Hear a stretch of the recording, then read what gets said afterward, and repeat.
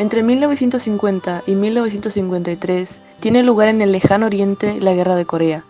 Como en los grandes conflictos mundiales, nuestro país logró colocar, en forma muy ventajosa para nuestra economía, la carne y la lana, nuestras grandes fuentes de ingresos. Sin embargo, la terminación del conflicto tuvo duras repercusiones sobre la economía de nuestro país.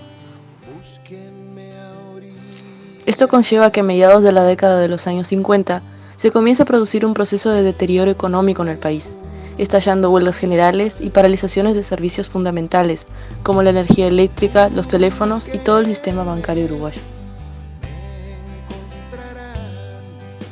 Yo nací a principios del 60 en un lugar muy humilde, en campaña, junto a 11 hermanos y unos padres muy humildes, donde se había que trabajar la tierra y también vender leche para poder sobrevivir. Mi padre lechero salía tempranito a vender la leche, traía leche, verduras, naranja, lo que podía para poder vivir, y cuando regresaba en su carro llevaba la masa, el fideo y con mucha suerte algún trozo de carne cuando daba para comprar. Luego después surgió una época aún más difícil, que fue la época que se le llamó la época de la veda, porque no se podía vender más panes, no se vende más la masa y no se podía comprar. Entonces la pobreza aún era peor, había que hacer, plantar más la tierra, trabajar la tierra y comprar otras cosas para poder alimentarnos. La cosa era muy difícil. Para sustituir la masa que no teníamos, nuestros padres lo que hacían era trabajar la tierra, plantar boniato, se cocinaba el boniato, se tomaba el boniato con leche, la polenta con leche, y bueno, y se vivía así entre una gran pobreza. No sé qué lo que llevaba a todo eso, porque no era solo nuestra familia, sino que también yo veía que varios vecinos, toda la zona allí pasaba por las mismas dificultades. Pienso que había algo que hacía que funcionaran las cosas mal, y pienso que sería la parte de la política. Dadas estas caóticas situaciones, el electorado se vuelca al Partido Nacional en dos ocasiones, en 1958 y 1962, finalizando con 93 años de predominio colorado. Sin embargo, las políticas adoptadas por el nuevo gobierno no lograban hacer frente a las huelgas y manifestaciones que tenían lugar cada vez con más fuerza.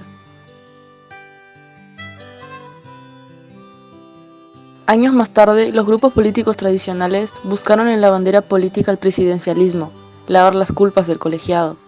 El pueblo tenía fe en esto y volcó en las urnas una nueva esperanza, un ejecutivo más rápido que el Consejo Nacional, volviendo un ejecutivo presidencialista con la reforma constitucional de 1967.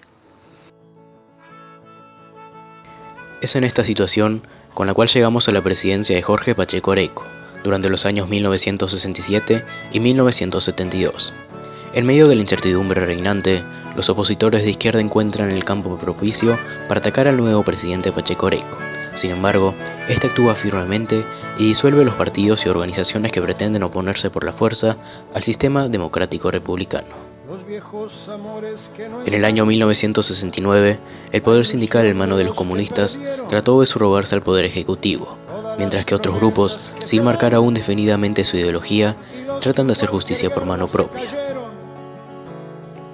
Hacia inicio de los años 70, nuestra población vivió una situación de guerra como nunca había ocurrido en nuestra historia.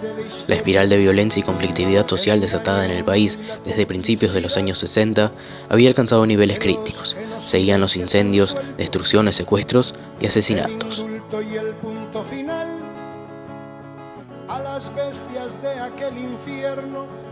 Los enfrentamientos entre la policía y manifestantes pertenecientes a los sindicatos o a los gremios estudiantiles, en los que muchas veces hubo muertos, eran casi cotidianos. Las huelgas también. En ese contexto, se celebran las elecciones de 1971, donde obtiene la victoria Juan María Bordaberry, asumiendo como presidente en un momento de especial intensidad de las actividades, tanto de la guerrilla representada por el Movimiento de Liberación Nacional Tupamaros, como de extrema derecha, como el Escuadrón de la Muerte y la Juventud Uruguaya de Pie.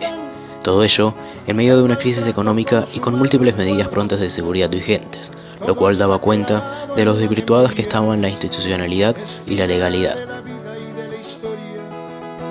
2000 comerían por un año con lo que cuesta un minuto militar. El 27 de junio de 1973 comenzó a organizarse el aparato institucional que daría forma al gobierno de facto.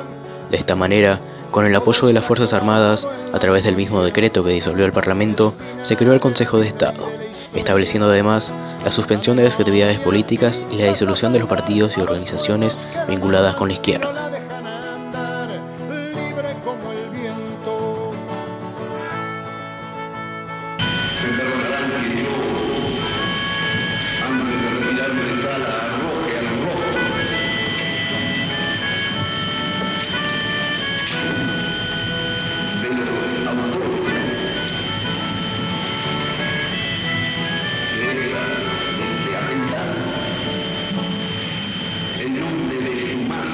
El secreto de las almas, la justicia que mira y no ve, todo está escondido en la memoria, refugio de la vida y de la historia. Fue cuando se callaron las iglesias, fue cuando el fútbol se lo comió todo, que los padres palotinos. A partir de allí, se desconocieron todos los derechos individuales y se inició un periodo de dictadura militar. En esta etapa hubo centenares de detenciones y se produjo la desaparición de decenas de uruguayos. En 1976 se calculaba que alrededor 6.000 uruguayos estaban detenidos y 180 desaparecidos.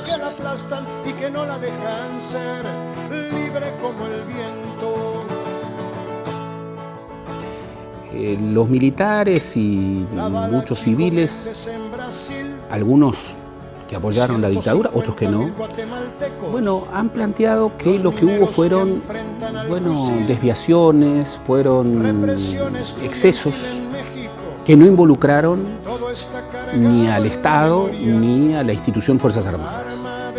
Es un grave error, no es cierto.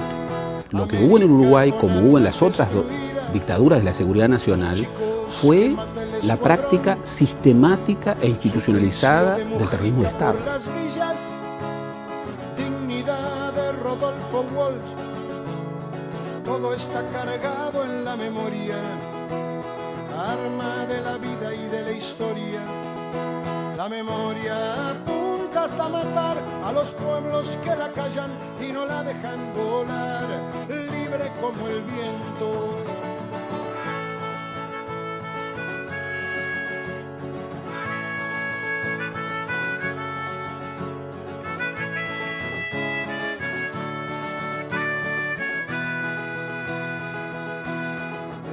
Como el viento. El 12 de junio de 1976, las Fuerzas Armadas declararon oficialmente que retiraban su confianza a Bordaberry, lo que significaba su destitución. Las elecciones fueron suspendidas y se designó como presidente interino a Alberto de Micheli.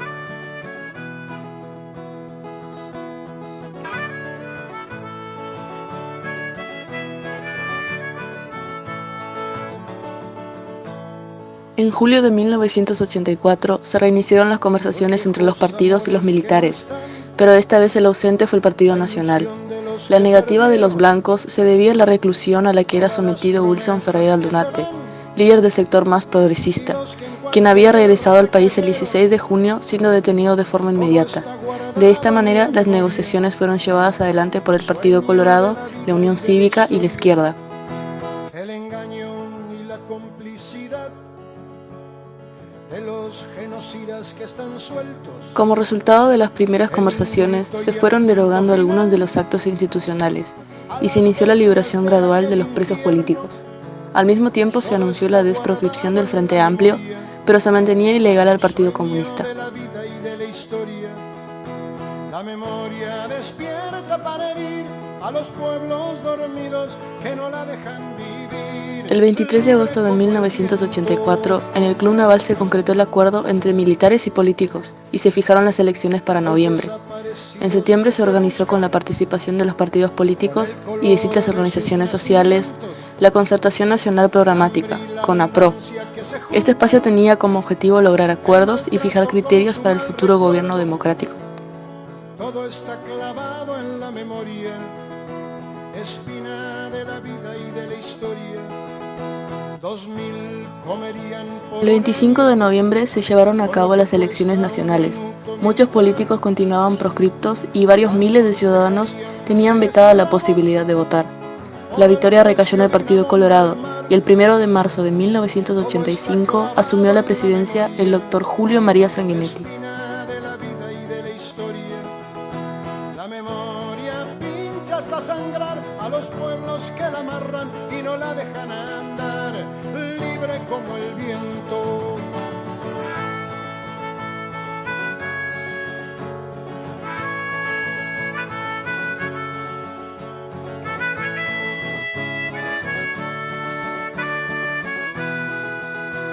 Entre las décadas de 1970 y 1980, en Uruguay nace una dictadura, la cual estaba bajo el nombre de dictadura cívico-militar. Obviamente que en este tipo de sistemas políticos pues existe gente que se opone. Desgraciadamente, en este caso, los opositores comienzan a ser asesinados, en todo caso desaparecían en circunstancias misteriosas, ¿no? Tanto se vieron atacados, tanto fue su vulnerabilidad, que estas personas comienzan a emigrar al extranjero, comienzan a buscar refugio en otros países y entre esos países está México. Llegan a México y México es un país cálido, un país hospitalario, les da ese refugio que buscan, ese asilo, y bueno, la gente se queda aquí. Después regresa la democracia a Uruguay y es cuando entre México y este país comienzan a tener relaciones más estrechas, incluso hasta de manera más constante. Después Uruguay de cierto modo le regresa el favor a México, porque para 2008-2009 en México se da un contagio de gripe porcina y pues esto provocó que tuviera publicidad totalmente negativa. O sea, era que casi les decían a todo el mundo, ¿sabes qué? No vayas a México, o sea, porque te vas a enfermar, te vas a contagiar, y pues eso afectaba bastante al país. Sin embargo, Uruguay siempre se mantuvo firme, nunca le dio la espalda a México, siempre fue solidario y pues jamás le cerró sus puertas. Y no la dejan volar, libre como el viento.